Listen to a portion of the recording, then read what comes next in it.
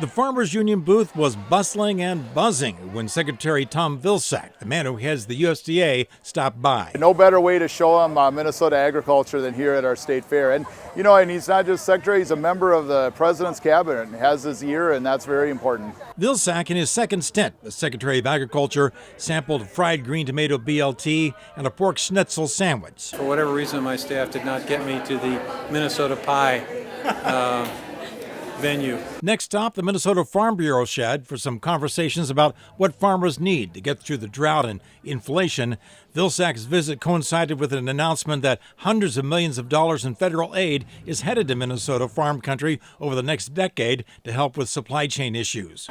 So what we want to be able to do is create new ways for those farmers to have multiple ways, multiple paychecks, if you will, coming into their farms. Next stop, the dairy building, and a close-up look at those rotating yellow sculptures, and a chat with Princess Kay of the Milky Way and Makubal of Waterville. So I let them know about how I always love to talk about how much our dairy farmers care for our animals and our land, especially growing up on a dairy farm right next to a lake and using cover crops, contour planting. Next, Vilsack journeyed to the Miracle of Birth Center to talk to FFA and 4-H members. He encouraged them to pursue careers in animal health and agriculture. Secretary Vilsack is the former governor of Iowa, so of course we had to ask him how this state fair stacks up against the one down in Des Moines.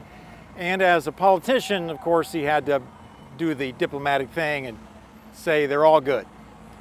At State Fair, John Croman, KARE 11 News.